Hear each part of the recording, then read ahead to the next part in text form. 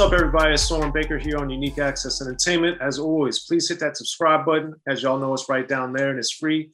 That enables us to keep coming to you guys as often as possible with as many interviews as possible, with as many icons of the game as possible. So please hit that subscribe button, like our content, share it, talk about it, be about it. And we appreciate you guys' support in getting us this far.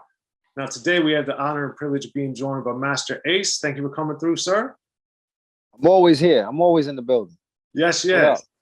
Ace is definitely a big supporter and friend of the program and the channel. So thank you as always, Ace. Now today, Ace, we're going to talk about this painting he has in his house because when I was talking to him and I saw it, it made me think of Jack of Spades, which is where the quote is from. One of my favorite songs from Boogie Down Productions, and Miss Melodie, "Nah, man, I ain't buying it." So Ace, peace, yeah. Ace, why do you have this painting, and what's the origins of you getting it? So my wife has a podcast, Lachey Show. I always promote it on my pages and stuff like that. And so we have a lot of loyal fans that watch the show. And one of the things when they're talking about these different topics, and sometimes if they think that, somebody's lying about something that they're saying, this is usually people in the media or whatever, or he's saying, oh, that wasn't him, that he didn't sleep with that girl. And my wife would always be like, I ain't buying it. No, man, I ain't buying it. Miss Melodie, that became the new term. Like, instead of even saying the whole phrase, you just say Miss Melodie, and everybody on the show knows that means I'm not buying it. And so one of the people that watched the show coincidentally happened to be somebody that I grew up with in my old neighborhood in Brownsville. And she paints all the time. So she had painted a portrait of me and my daughter. I posted it like probably, I don't know, 4 or 5 years ago. She saw a photo that I posted and she just decided to paint it. And she wound up, I actually bought the painting from her, just to support, I probably didn't pay full price or whatever. I got the neighborhood lookout price, but so I bought the painting from her of me and my daughter. So she watches the show on a regular. Shout out, her name is Masta. She's from my project. She lived in I lived in 260. She lived in 270, literally like the building right next door. And so we got cool like years later, like as adults. And so she watches the show and she just on her own, because she just thought it was just so funny that they keep saying this Miss Melodie, "Nah, man, I ain't buying it," that she on her own just painted it. Like, it wasn't even like we asked her to paint it. She just did it on her own. And she sent us a picture of it. And was like, can we have that? And she's like, oh, sure. And she mailed it to me, man. And it's been sitting here ever since, because this is actually the set of where we shoot the show.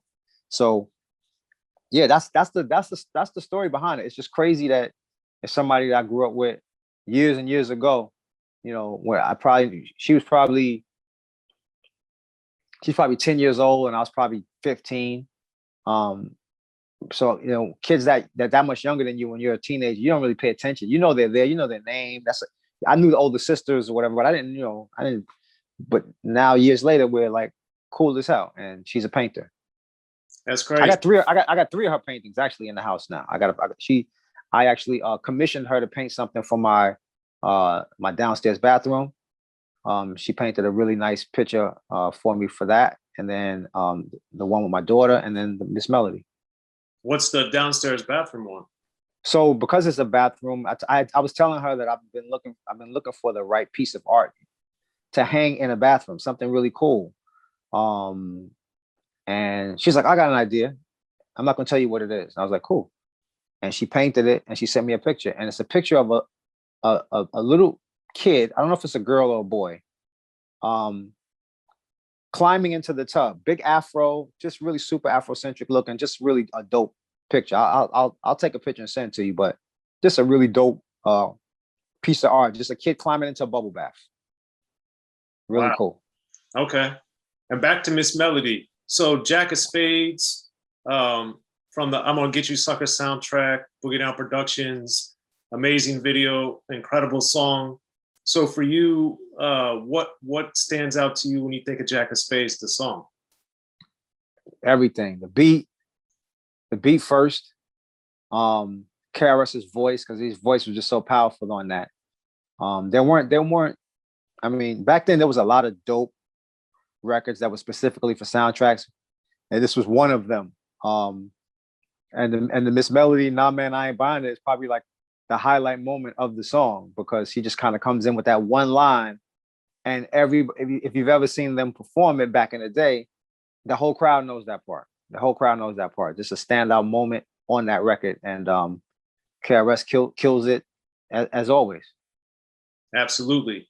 And what with the soundtracks, because with the way that film has evolved, and I think the way music has evolved, they're not as prominent typically as they were back in this era.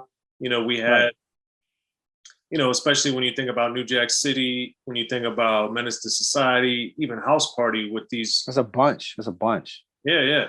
But with I'm Gonna Get You Sucker, I always thought it was interesting because that was a satire on blaxploitation. So rap wasn't even existing at the time this movie was inspired by.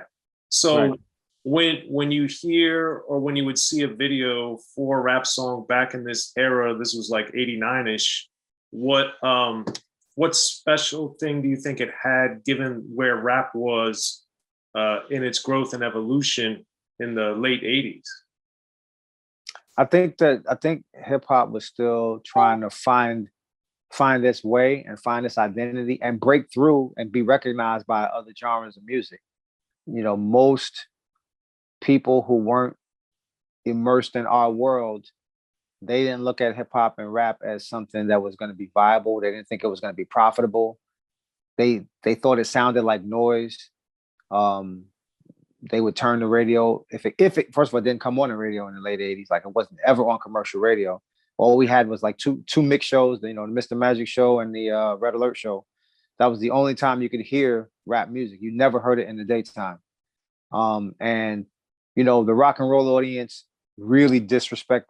As much as rock and roll fans diss disco, they dissed hip hop almost equally the same. That's why it's unusual to me that rap artists are, you know, clamoring to be included in the Rock and Roll Hall of Fame, because to me, they never wanted us included. So why do we care?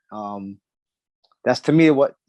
I mean, I get what it is, but to me, the way they disrespected hip hop, I feel like hip hop artists shouldn't want to be in the Rock and Roll Hall of Fame. My opinion. Interesting, and it's funny too. Everybody doesn't want a Grammy until they get popular, then they want one, and then they get mad they don't get it, and then they don't get it because they're too real, even though they've been campaigning to get one. And then they say, fuck the Grammys. Yeah, I always think that's rather ironic. Yeah.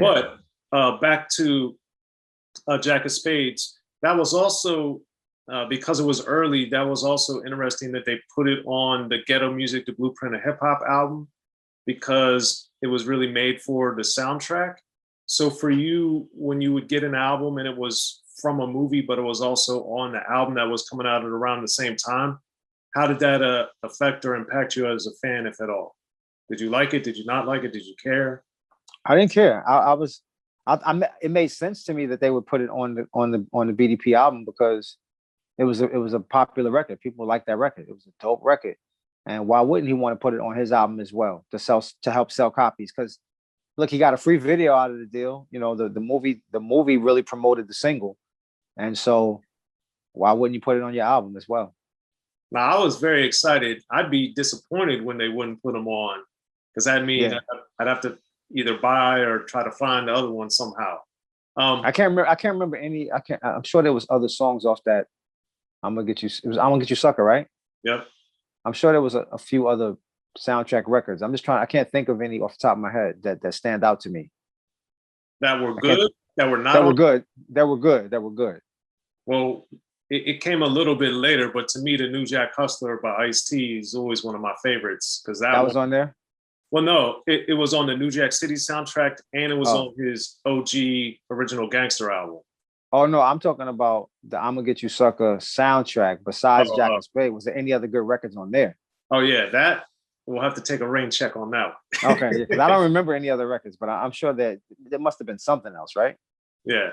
Well, One other thing about Miss Melodie too, because she, put out her own material, but then she also was very, she had a noteworthy verse on self-destruction as well. Yeah. So what do you think, generally speaking, was noteworthy, or what do you remember specifically that made her an interesting artist?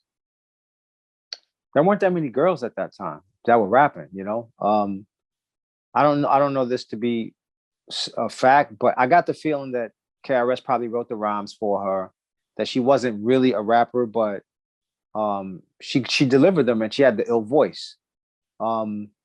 Coincidentally, you mentioned self-destruction video, because that's one of the places where she shines. I was at that video shoot. The group shot where they're all I think that's a sign, they're all sitting in a row and there's a whole bunch of people behind them. I'm behind those people. So I couldn't even get close enough to the front to get my face in there because it was so many. It was a mob, it was a crowd scene. So they had D-Nice and Daddy-O and Fruit Quan and all the D-Light, the Hostess Sonic, and there was other people. They were all sitting right in the front. I think Dougie Fresh was there, sitting there too. Wasn't Marley on the same thing as Marley was on that shot too, wasn't he? I don't remember Marley in that. I think he was. Yeah, he was like on the stairs, I think, if I remember correctly. But anyway. So that day, I don't even know how we heard about this video shoot. It was in Harlem, by the way. Again, Harlem. Right off 125th, it's like 124th Street or something, a little park. And we heard that it was going down, and we literally took the train. Was I driving then? I don't even know if I was driving. We got up to Harlem though. And no, we took the train. I remember, because we had to walk kind of far to get over to where they were shooting it at. And we got there just as they had just set up that scene, and we're about to start, filming the self-destruct, them doing the hook part or whatever. But they did the whole performance right there as well. And I was completely an unknown commodity. I hadn't even met. I don't even think I even had done anything with Marley yet at that point. And I was just trying to see if I could get my face, like it was so many people in front of me just trying to get some love. I wasn't able to get in that video, but I was definitely there. Slick Rick was there actually that day. That was my first time seeing him in person.